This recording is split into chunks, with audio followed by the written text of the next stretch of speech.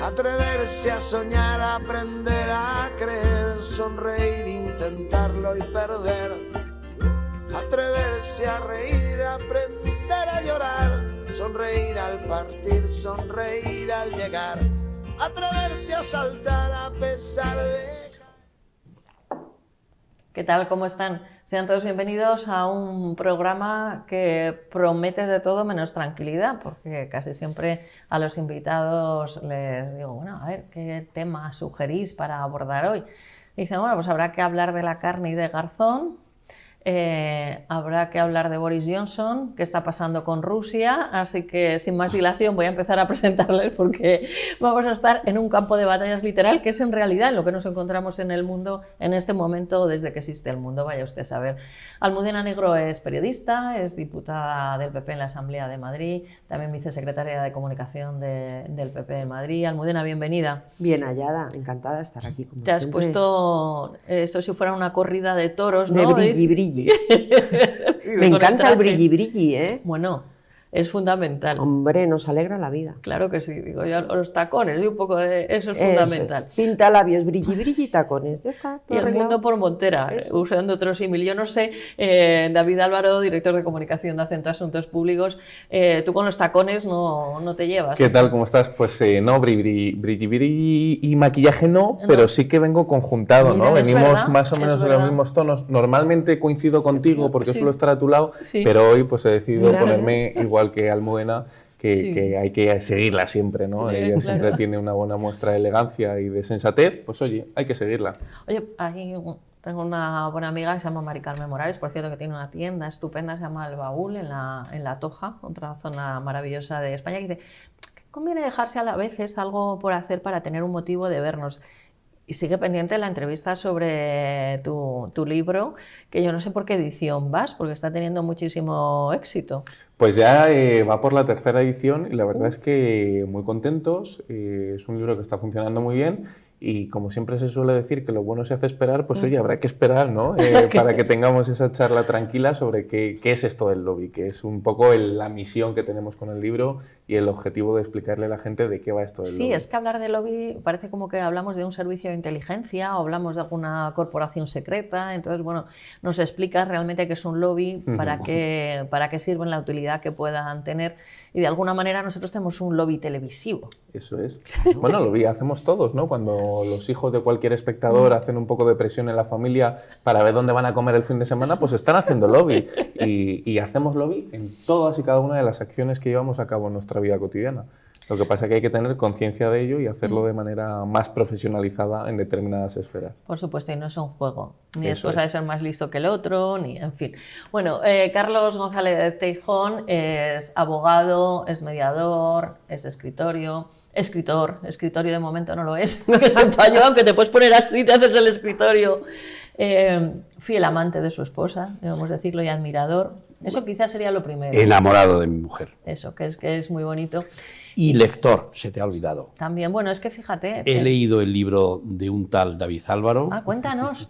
Le he hecho una extensa crítica, me ha encantado y es un libro que debe ser usado tanto didácticamente como para los estudiosos de lo que es el lobby, porque además ha trabajado tremendamente y da unos datos súper exhaustivos, tanto de la historia del lobby como del desarrollo legislativo en Estados Unidos y en toda Europa. Con lo cual, lo que hace es extender como si fuese una foto de cómo funciona, qué es y para qué sirve.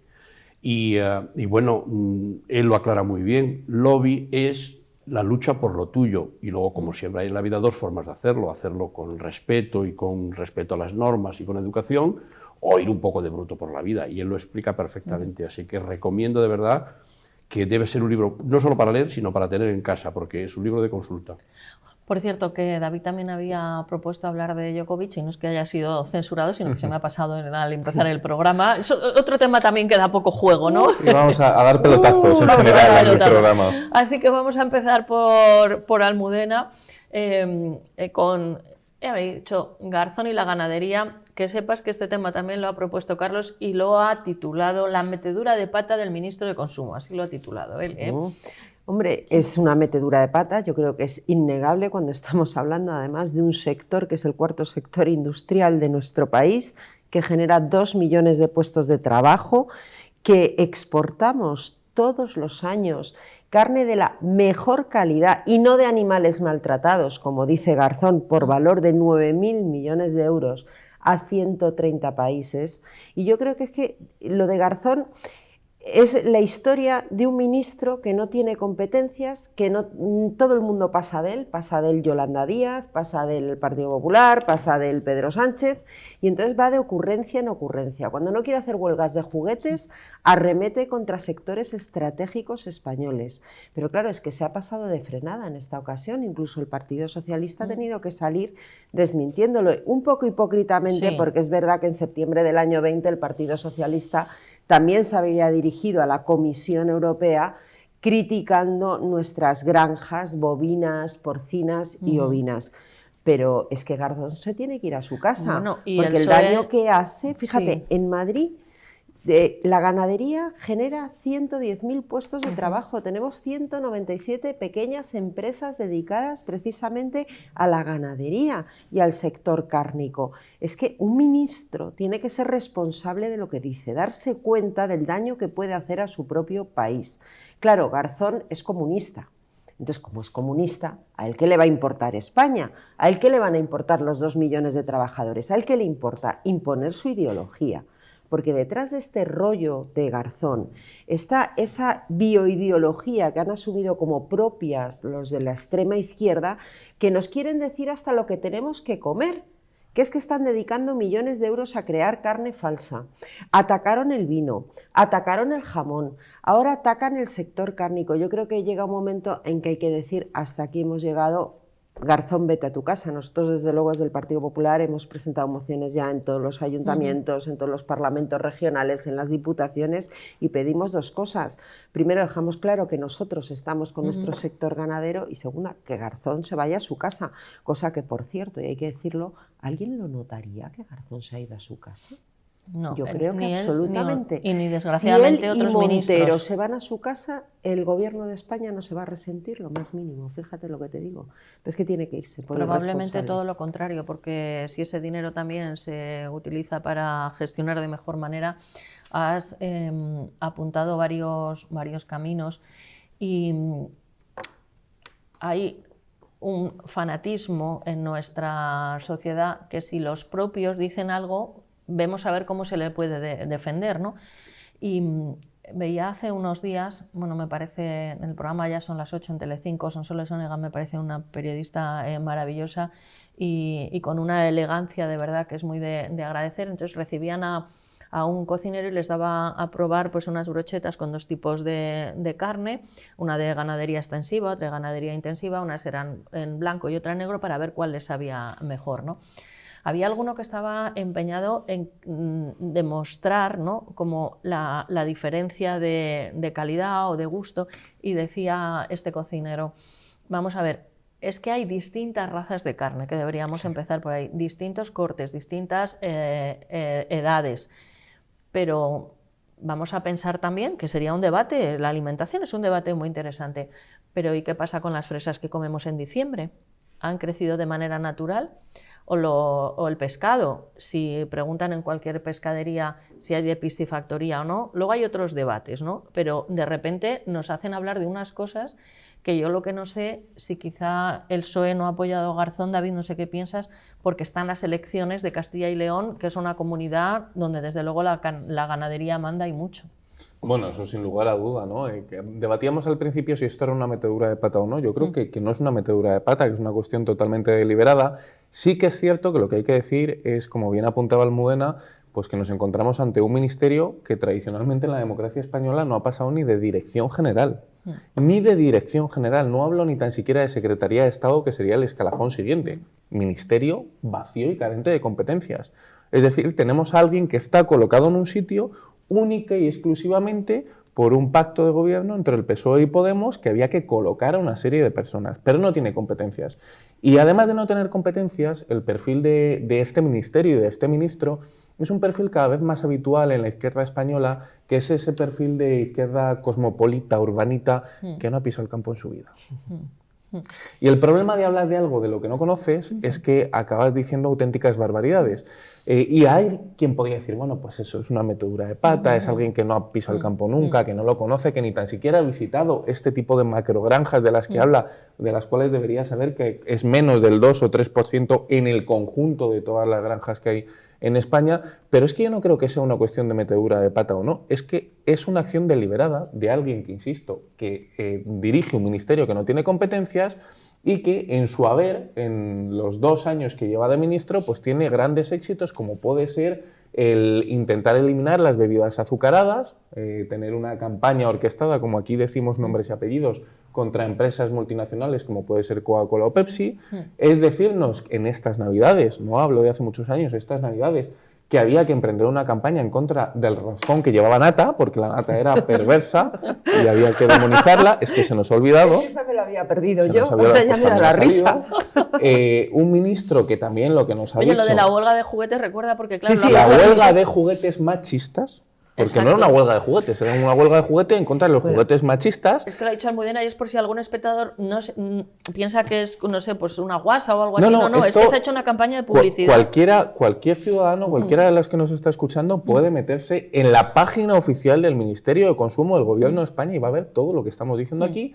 O la última, que sucedió días antes de la polémica que ha tenido el ministro, que era decir que vinculaba el consumo de carne con el machismo. Es decir, cuanto más carnívoro fueses, más machista eras. Oiga, mira, ¿de fondo qué hay? De fondo hay un marco mental de una formación política o de una ideología que lo que pretende es decirte cómo tienes que comer, cómo tienes que pensar, cómo tienes que actuar, cómo te tienes que vestir y con qué juguetes tienen que jugar tus hijos.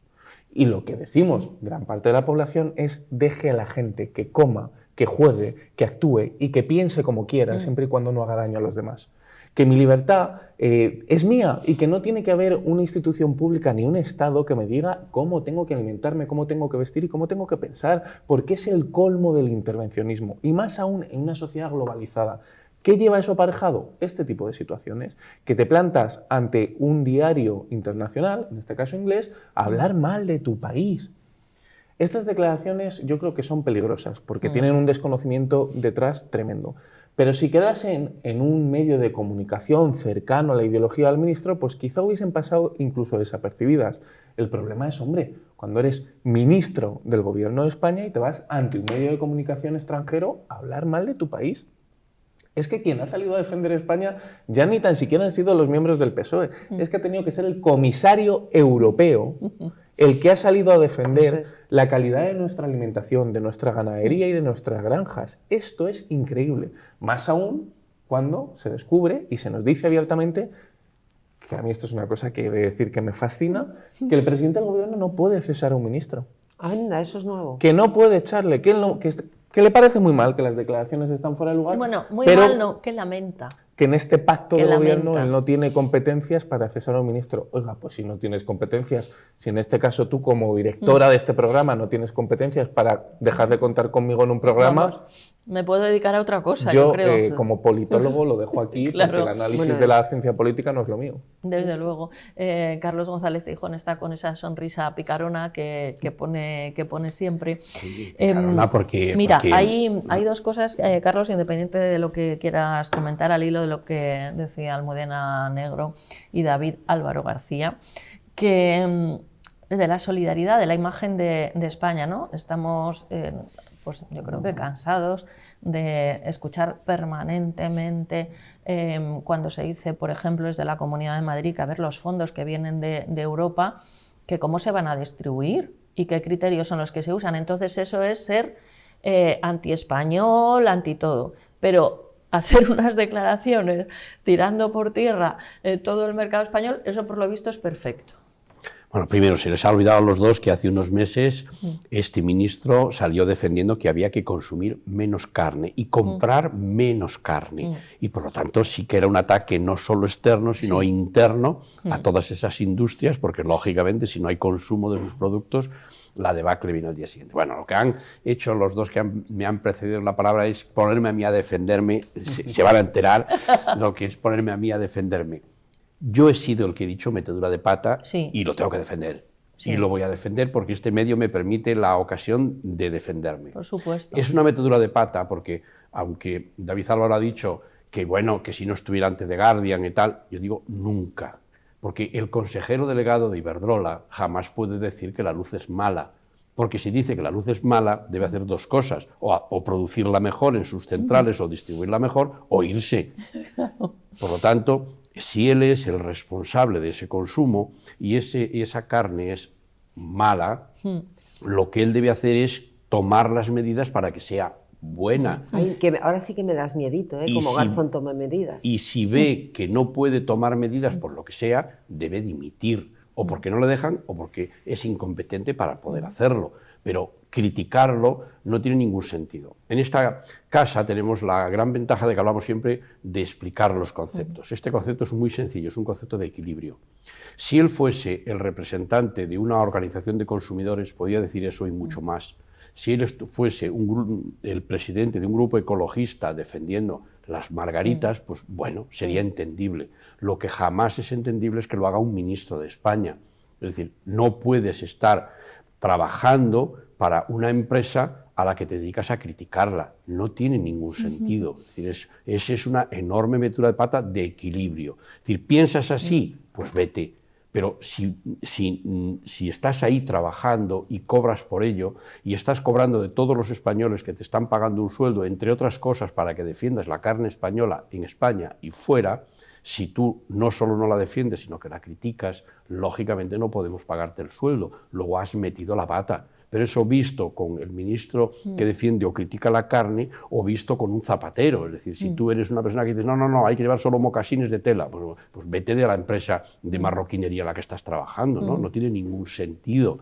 Es decir, por eso yo entiendo que es una enorme metedura de pata y hay que explicar estos conceptos a las personas que nos están viendo y oyendo y explicarlas a la juventud, porque lo has dicho tú hace un rato.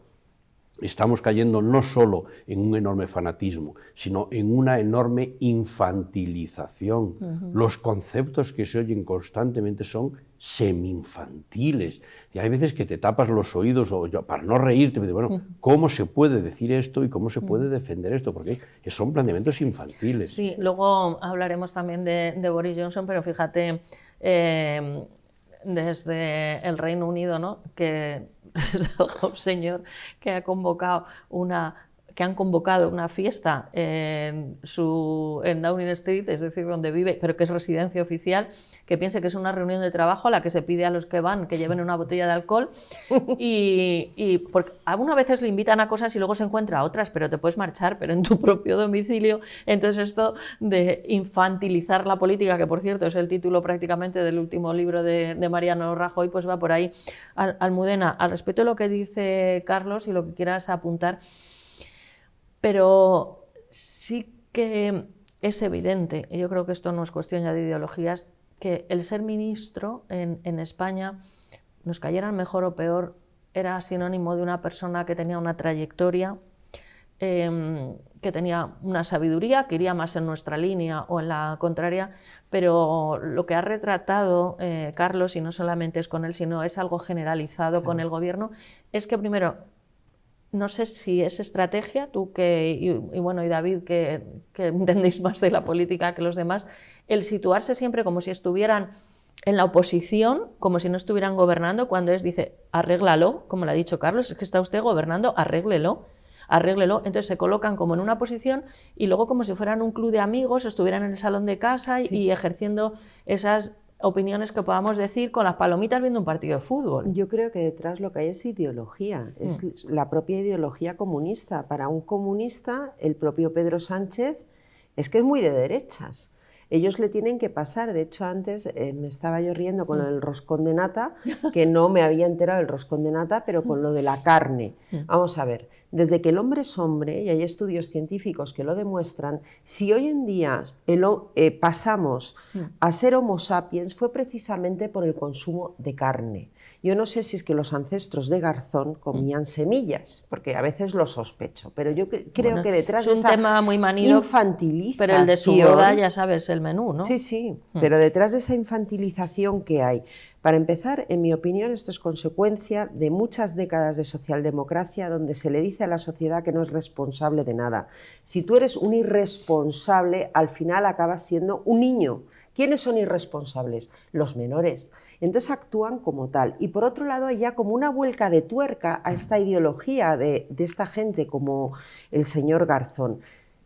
Esto lo oye un comunista serio, lo oye Lenin y le da un parraque de lo que está diciendo Garzón. ¿Qué pasa? Que los comunistas en nuestro país han hecho propias las bioideologías. Entre ellas está la bioideología ecologista.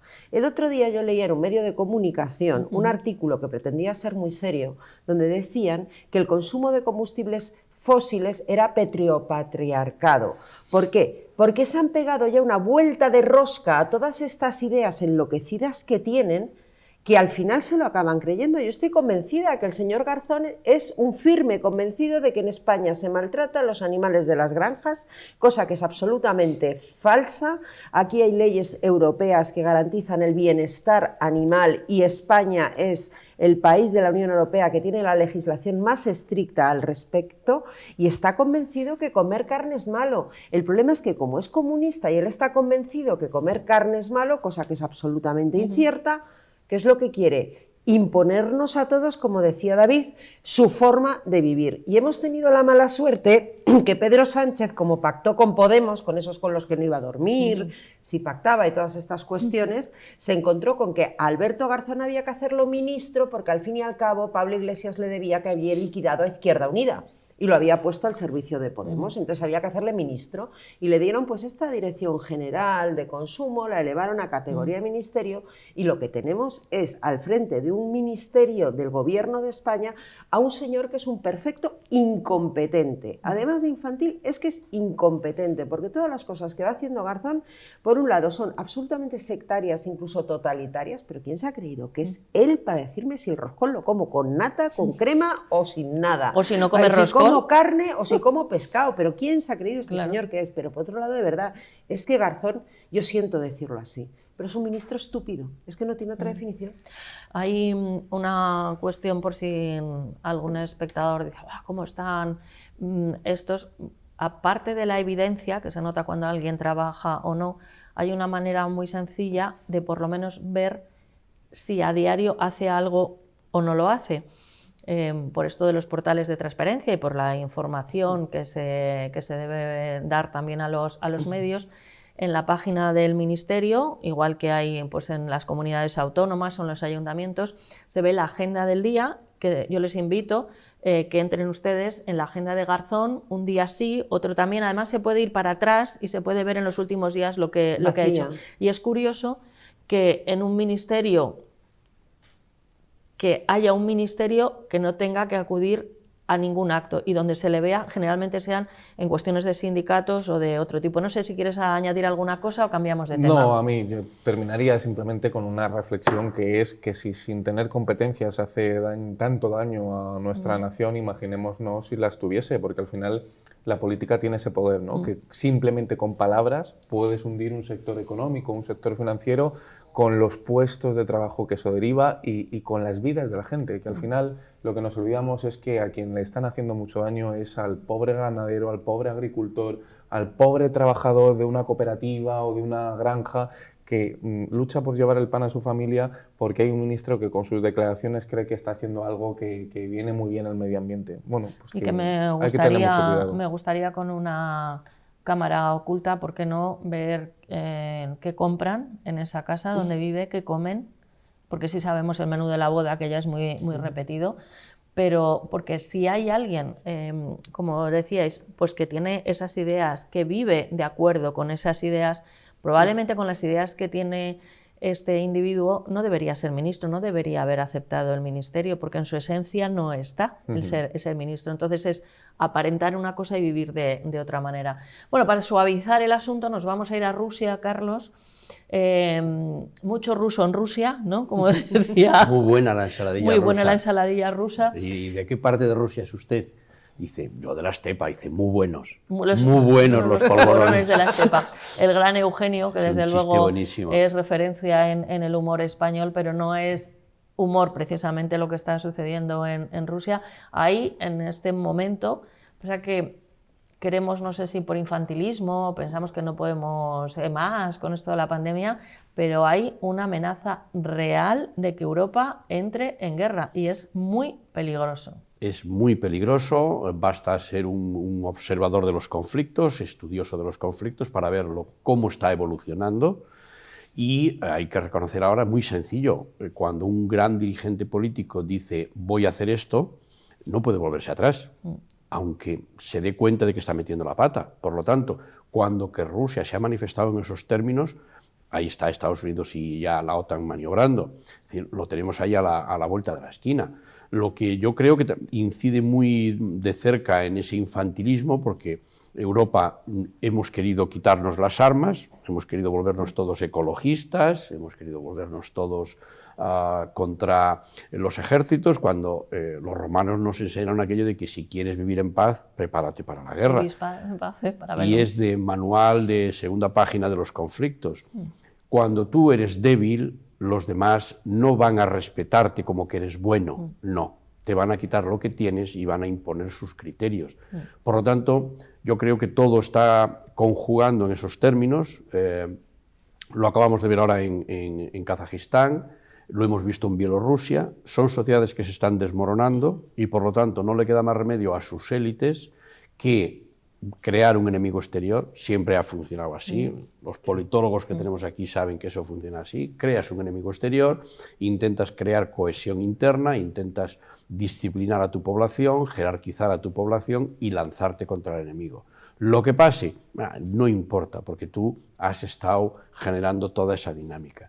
Y eso, pues visto como creo que soy conocedor de los conflictos, para mí es de libro, y sin embargo veo cómo no se reacciona frente a ello. Parece que es algo que está, como que han ido al cine y ha habido bombazos en el cine y estamos viendo Platoon o La chaqueta metálica o cualquiera de Apocalipsis Now o cualquiera de esas películas, y no queremos ver que es algo que está ahí, que es real y que vamos a tener que afrontarlo mañana. Yo no veo una disposición clara de la población europea a ningún nivel para centrarse en de qué estamos hablando, y estamos viendo lo que estábamos criticando, o estamos viendo algo que ha propuesto David Álvaro, que es muy buena idea también, todo lo que el mundo ha escrito y hablado sobre Djokovic y sobre la pataleta de un niñato que sencillamente decide yo no me vacuno, y no se da cuenta de la bandera que él pasa a ser para miles, millones de personas, porque que una persona diga en su casa yo no me vacuno, pues hasta cierto punto puede ser admisible. Entonces yo lo que veo es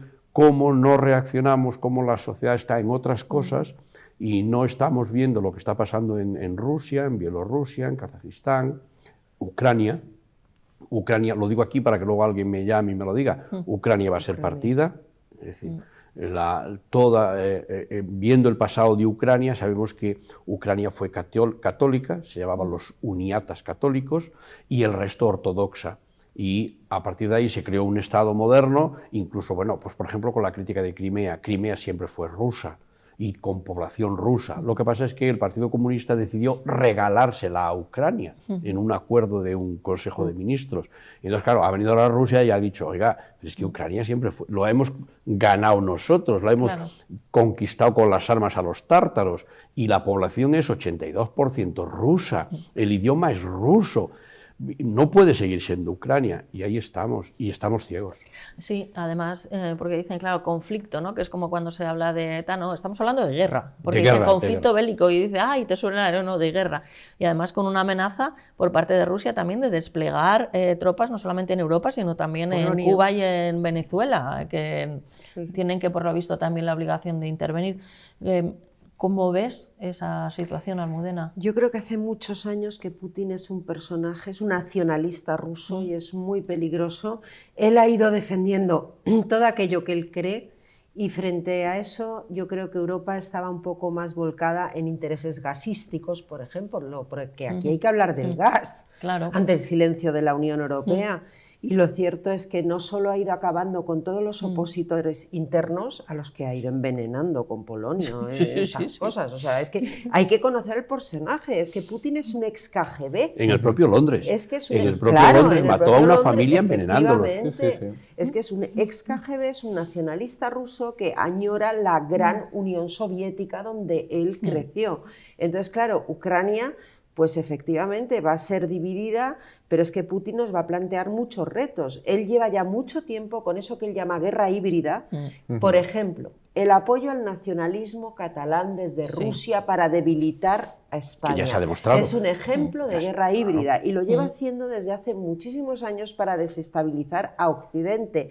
Él, en parte, yo creo que sigue viendo el mundo como se veía desde el KGB y sigue actuando exactamente igual. Hay un reportaje magnífico, creo que es en Movistar Plus, una miniserie sobre Putin, que te explica muy bien la psicología del personaje, cómo él traiciona a Yeltsin. El día que Putin sale elegido, Yeltsin se queda sentado en un sofá esperando la llamada de Putin para decirle que hemos ganado, gracias por tu apoyo, pues debes seguir sentado esperando a que le llamara, porque la llamada jamás se produjo. Caray. O sea, es un KGB puro y duro, y yo creo que esto es algo, y aquí sobre todo mi otro país, sabéis que soy medio alemana, creo que hace mucho tiempo que miraba hacia otra parte.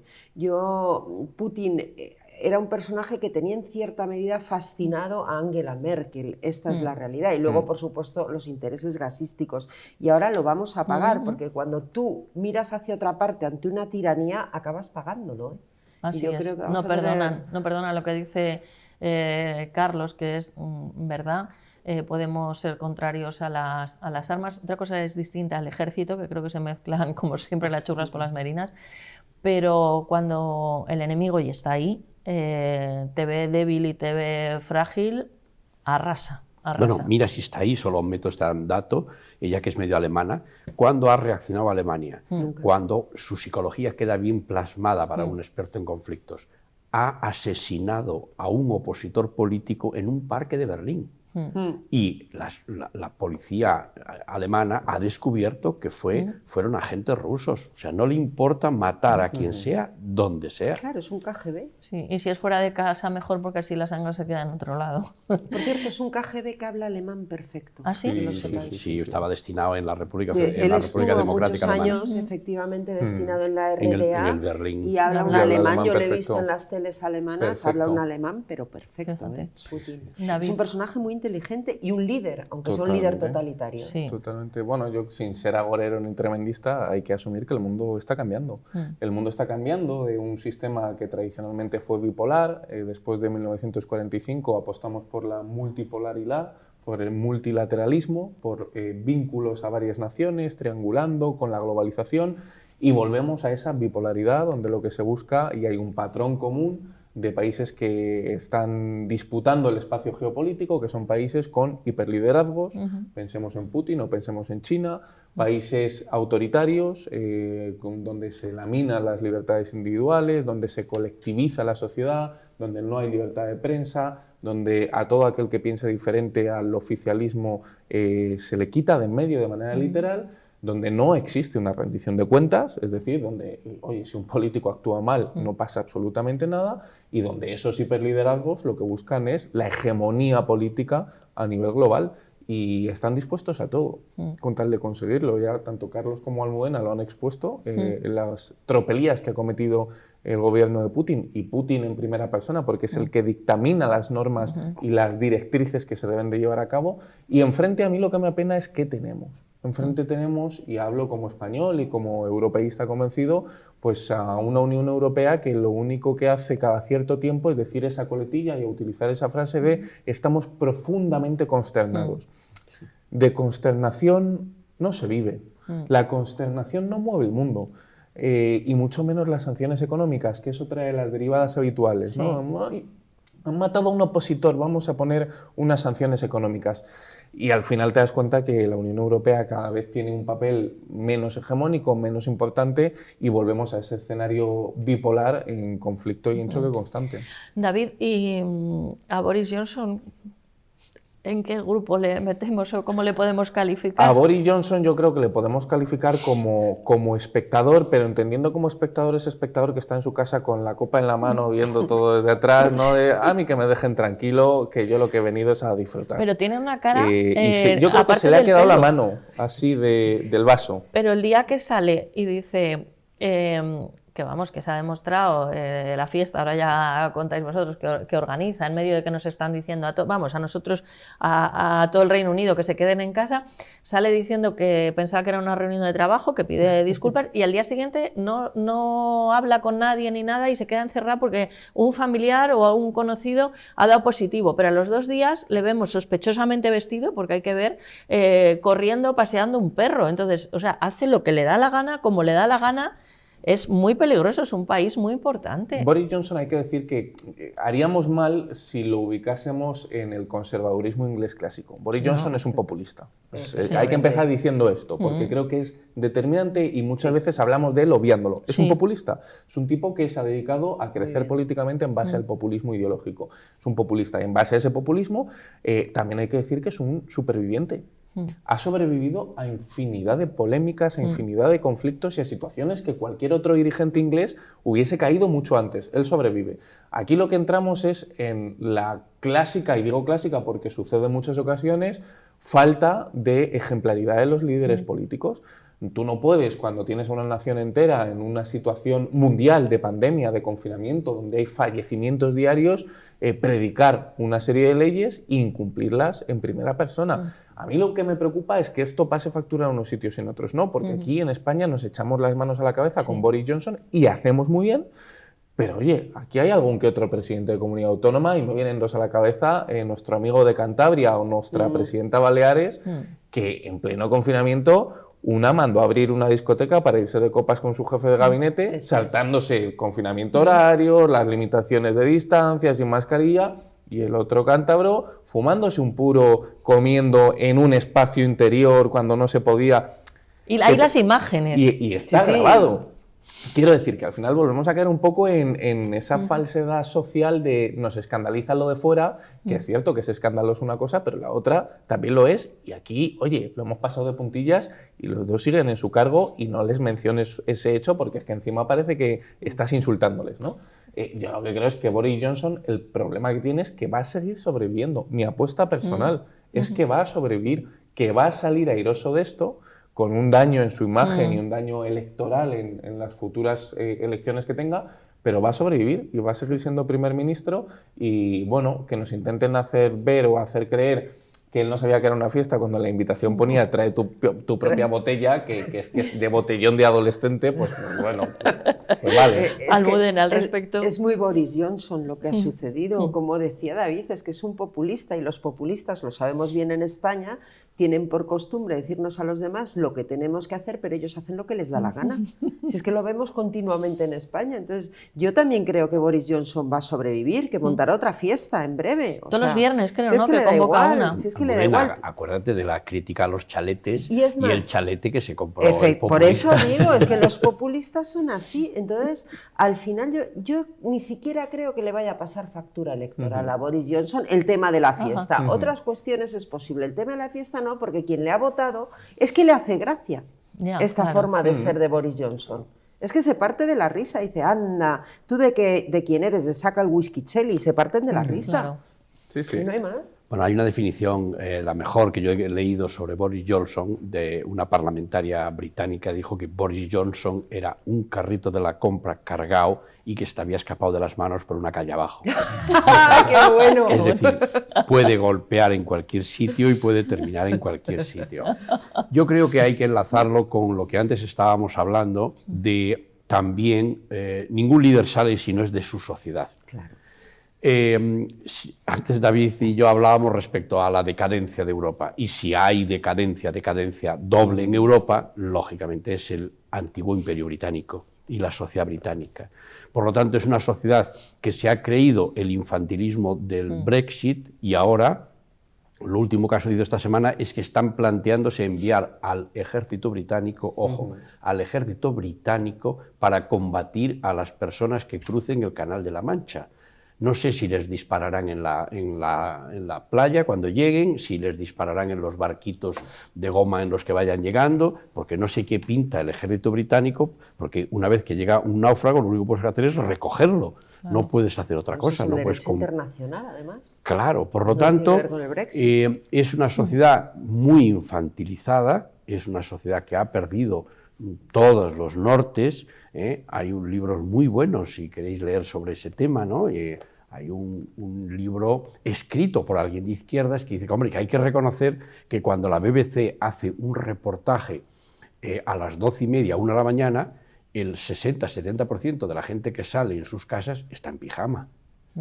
Luego te refleja claramente cuál es la mentalidad de esa gente, ¿no? Toda aquella laboriosidad británica, aquel trabajo, todo eso ha desaparecido. Ahora, si tienen, como habéis visto, enormes problemas con los camioneros, es porque ningún británico quiere conducir un camión, ningún británico quiere hacer... Si hay tantos españoles que nadie quiere hacer de camarero en el Reino Unido. Entonces, debemos estudiar intelectualmente esa sociedad. Boris Johnson es de esa sociedad, pero yo os llevo la contraria, es decir, he leído un artículo buenísimo hace 2 días respecto a la inteligencia del Partido Conservador británico y cómo ha estado siempre por encima de sus líderes y cómo ha sabido utilizar a sus líderes. Y Boris Johnson se le ha puesto ahí para que hiciese toda la payasada del Brexit, ya lo ha hecho y está amortizado. Lo quitarán enseguida, en cuanto les convenga, él ya lo sabe, y lo que pasa es que estarán mirando cómo van a encarrilar la sociedad británica para seguir como llevan. Hacían un análisis, ese artículo, creo que era que en los últimos 100 años el 80 y tantos % del tiempo habían gobernado el Partido Conservador, pese a todas las ideas modernas y del socialismo y del liberalismo. Por lo tanto, ojo, que hay gente muy inteligente, lo ha demostrado. El problema es que yo creo que se les está agotando el tiempo, es decir, es una sociedad tan decadente que incluso esas grandes mentes que nos han dado grandes lecciones en la historia, pues se les está un poco acabando el ángulo.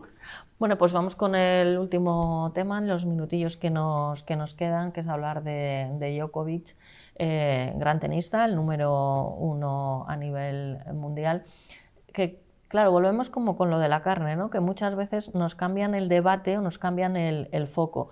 Cuando uno viaja a ciertos países, yo lo recordaba hace poco con mi hijo, con Esteban, que fue a pues tareas relacionadas con el baloncesto a Senegal, se le pidió que se vacunara de unas ciertas vacunas, que no discutes o si no, no vas. Entonces, se sabía perfectamente que Australia tenía que ir en unas condiciones que no fue, pero nos encontramos que en el avión esa tarjetita que te dan para rellenar también miente. Nos encontramos con una persona que es conflictiva, o sea, que en la pista es conflictiva, y hay un follón organizado con todo esto, David, tremendo. A mí, y supongo que Nadal también lo estará pasando regular, porque te apetece ganar cuando están los buenos, o sea, a nivel de competición y de tenis no hace ningún favor. Así es, y a mí lo que más me apena, y lo comparte con Boris Johnson, es que determinados perfiles que deberían de ser ejemplarizantes, que la gente viese en ellos un modelo, un patrón de conducta, no te digo a seguir, pero oye, como algo a tener en cuenta, toman este tipo de decisiones. Hay infinidad de chavales, sobre todo en el ámbito del deporte, sucede con los futbolistas, con los jugadores de baloncesto, como tú bien sabes, con los tenistas, que la gente los mira como con idolatría, son el espejo en el que mirarse. Y cuando alguien así lo que hace es comportarse con todo el cariño del mundo como un completo estúpido, que es en mi opinión lo que ha hecho Djokovic, pues flaco favor se hace a sí mismo, a la sociedad y al deporte. Oiga, si yo quiero entrar en tu casa y tú me pones una serie de normas, yo las tengo que cumplir, es tu casa. Y aquí podemos discutir, y si queremos discutimos antes, durante o después de Djokovic, que Australia es un país con unas normas de acceso muy duras. Pero esto no es nuevo, esto es de toda la vida. Yo me acuerdo cuando hace 15 años mis amigos iban a Australia a trabajar de camareros, la cantidad de papeleo que tenían que hacer para tramitar una visa para trabajar durante 6 meses y no podían estar más de 6 meses, era leonino, pero ibas sabiendo lo que había, y si no, no ibas. Y Australia es un país tremendamente garantista en este sentido, y con un exceso de normas, que yo soy crítico en el exceso de burocracia. Ahora bien, aprovechar tu posición dominante, que es lo que ha hecho Djokovic, para mostrar, a mí me da igual, hago lo que quiero y además me gasto millones y millones y millones de dólares en pagar despachos de abogados para que me defiendan, pues creo que no es el ejemplo. Lo bueno que tiene esto, como sucede en la sociedad española, que también creo que es una lección que nos debe hacer sentir felices y a gusto con el sistema que tenemos, pues que el sistema trata a todo el mundo igual. Da igual que te llames Djokovic, que te llames Peláez o que te llames como quieras. Bueno, ya si te llamas Peláez no te creas que ahí ya... Eso puede ser. Eso hay una excepción en la norma. Que pone Peláez, pero sí os digo que creo que era el primer ministro, no sé qué, de Australia, a mí me hizo particular ilusión que citara, dice, nos da lo mismo como si es el rey de España o la reina de Inglaterra. Y digo, oye, una consideración a nuestro rey. A mí yo me lo tomé como una valoración a una figura relevante y además que nombró España. Es que a ver si se entera la gente que para que haya democracia es fundamental que la ley sea igual para todos. En este caso, Australia, ¿qué ha hecho? Aplicar la ley, la misma ley que me aplican a mí si mañana quiero ir a Australia. Djokovic, que mintió en el formulario que contaba David, que contabais hace un momento, ¿no? Aquí. Bueno, llega a mentir en ese formulario de entrada en Estados Unidos y es un delito federal. Y Djokovic en estos momentos no estaría deportado, sino que estaría en prisión por haber mentido. Y luego, yo creo que lo de Djokovic, que es una de las imágenes de los antivacunas, que son movimientos, lo digo porque yo lo he sufrido en mis carnes estas Navidades, amenazas de muerte de los antivacunas, que son movimientos muy violentos que hay en toda Europa. Djokovic, yo creo que lo que ha demostrado es que se puede ser el número uno en algo, como es él, en el tenis, y se puede ser un completo idiota en otros campos. Además, hay lo que habéis hablado de ese poder ejemplarizante que debe haber tanto en ministros como en figuras relevantes. Yo el otro día le hablaba con una persona y me dice, no, tiene que ser como todos. Digo, no, porque efectivamente, por ejemplo, los futbolistas, se hacen un futbolista, los que estén más ahora en moda, se hace un tatuaje y va a haber un montón de chicos que se van a hacer el mismo tatuaje o que se van a cortar el pelo como lo hacen ellos. Entonces, tienen una responsabilidad añadida. Pasa que creo que piensa que puede con todo, ha ganado mucho dinero, es relativamente joven, tiene unos padres que creo que están bastante desorientados, es decir, que por lo menos lo que parece... Tiene un gurú de origen español que es quien le ha metido en la cabeza la idea de que el agua tiene memoria, que tienes que hablar con el agua y chorradas similares. Claro, y bueno, por el tiempo... Y yo hago un inciso, no nos olvidemos que estamos hablando de alguien que se ha descubierto ahora y se ha sabido ahora que teniendo el COVID, que siendo positivo, se fue a una entrevista en un diario francés, sabiendo que era positivo. O sea, yo creo que es un grado de insensatez que además, debemos censurar públicamente. Y además, mira, quitemos lo del COVID de lado. A mí me ha sorprendido, sabéis que durante mucho tiempo pues, me dediqué al deporte y al deporte de alta competición, como se puede entender. Es que te cuidas, y más él sabiendo que hay una competición y a 14 días, que bueno, ha debido ser positivo y no habrá tenido síntomas graves o lo que sea, pero desde luego que no estás en la playa haciendo bailecitos con tus amigos, sino que estás intentando cuidarte para llegar en buenas condiciones. O sea que hacia su profesión, hacia todo su equipo, demuestra una deslealtad total, también hacia la competición. Es un señor que no va, como tus amigos, a ganar un sueldo de camarero o a abrirse un trabajo en la vida, ¿no? Es que pues son 2 millones, 4 millones de euros, no sé qué es lo que está en juego. Las marcas publicitarias, vamos a ver cómo responden, ¿eh? Ese es el tema. Sí. Vamos a ver cómo responden. Así es que deberían tomárselo en serio. Sí, yo creo que este tema, que aquí estamos en la guerra de los conceptos, en para un minuto, bien, no es que te quiera censurar, pero en un minuto. Aquí tenemos que explicar lo que es el modelaje. Es decir, los seres humanos aprendemos por la teoría, pero aprendemos mucho más por el modelaje. Cogemos un modelo, no tenemos más que ver la historia de España. Surge un Luis Ocaña y hay que ver cómo se desarrolla el ciclismo. Surge un Manolo Orantes, que en paz descanse, y hay que ver cómo se desarrolla 30 segundos, impresión. Cómo se desarrolla el tenis. Por lo tanto, Djokovic y Nadal y Cristiano Ronaldo son muchísimo más ejemplo de lo que ellos creen y son muchísimo más importantes de lo que ellos creen. Y si fuesen conscientes de estas palabras y un experto se lo hiciese saber, cambiarían por completo su comportamiento hacia Rafa Nadal. Porque ver a un gran deportista número 1 romper la raqueta a golpes debería avergonzarse. Y alguien debería decirle que, ojo, que te están viendo millones de niños. Y eso de sacar tu ira de esa manera es terriblemente peligroso. Pero a mí lo que me ha extrañado de todo esto, y nadie lo resalta, es cómo es posible que toda una nación, con su presidente al frente, salga diciendo que es un ataque a Serbia. Es decir, que si yo entonces intento incumplir las leyes serbias, me voy a Belgrado, y monto un espectáculo. No, que no te estoy diciendo que no, que te estoy diciendo que te voy a callar. Vale, adelante, claro. Lo de Belgrado lo dejamos para otro día. Otro día. Pero es lo que les han metido y de lo que les han convencido, pero que sepas que si te vas a otros deportes, o por ejemplo en el baloncesto, esto lo llevan haciendo los serbios desde hace ya muchos años y desgraciadamente es un modelo de chulería y de superioridad y de burla a los demás, y es lo que consideran que está bien hecho. Carlos González Teijón, gracias por acompañarnos. David Álvaro García, director de comunicación de Acento Asuntos Públicos. Almudena Negro, gracias por acompañarnos, diputada, periodista, vicesecretaria de Comunicación del PP de Madrid. Nosotros nos despedimos de todos ustedes y, si me lo permiten, con una última recomendación. Y cuando digo ser malos, ustedes que son inteligentes entienden que no es hacerlo de Djokovic, ¿no? Sino que es pensar, estudiar y disfrutar de la vida, que hoy en día eso está muy mal visto, así que sean ustedes malos, que dicen los que entienden de esto, que es divertidísimo.